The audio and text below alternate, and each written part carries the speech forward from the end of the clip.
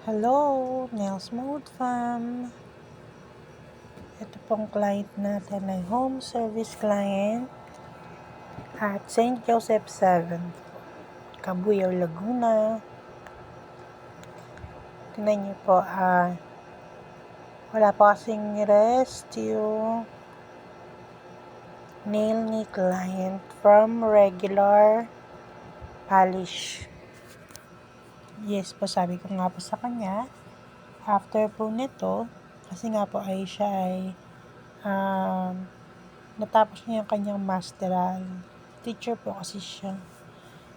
Syempre, after nila ng masteral, kaya mag-attend siya for their graduation. Kaya nilinisan ko po sila ng nails ng sister niya and ng mami niya. And then po, ginawan ko si ma'am ng nail extension. Yes po. Tapos po, ayan, regular lang po ang ginawa natin sa paa naman po. Very, very light lang po ang pagkat ko ng mga gilid ni ma'am para hindi siya masasaktan at saka at the same time pagtubo hindi babaon talaga. Yan po, manipis lang tayo mag-cut.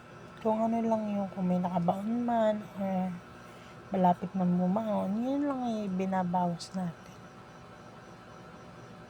Thank you nga po pala kasi pa 2.5 na po tayo, no? 2.5k mga ganyan. Salamat po, dati napakababa lang po ng bilang ng subscriber. Thank you po sa mga nag-subscribe. Sana follow nyo rin po yung ating FB page. Yes po, same lang po ng name. May another page pa po tayo. Ang nakalagay po ay Fabs Beauty Lounge.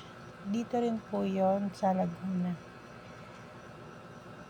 Yung mga taga Laguna po na gusto po magpa-home service or malapit lang po dito sa Cabuyao, PM lang po kayo sa ating pages. Ito, dry skin niya, kadugsong no, ingrown.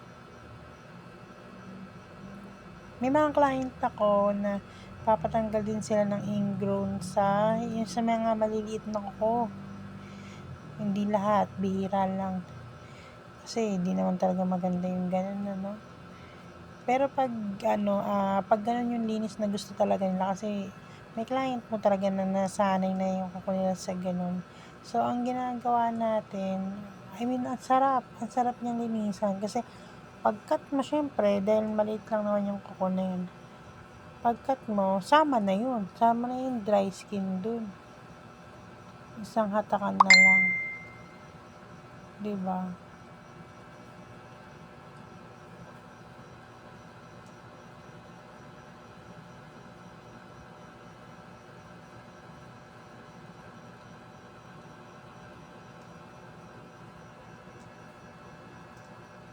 Ang cute ng kuko ni ma'am. Lalo na yung sa mama ni ma'am. Ang ganda-ganda ng kuko ng mama ni ma'am. Patulis yung shape.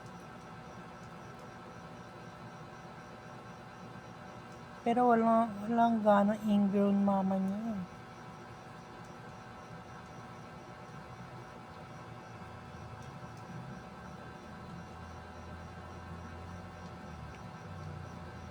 Sa mga gusto po magpalinis po dyan, alam niyo po, kahit nail extension, nagawa po ko miski gabi dito sa aking studio. Lalo na po pag December.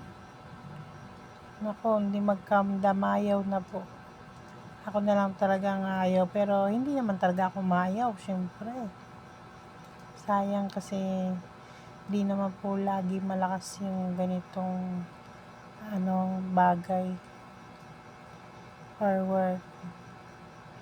Pag season po talaga, I see to it na kaya lagi ng powers ko.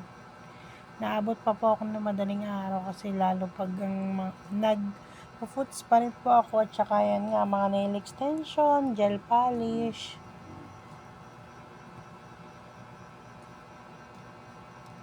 Siyempre sa linis pa lang, medyo kakain din ng oras.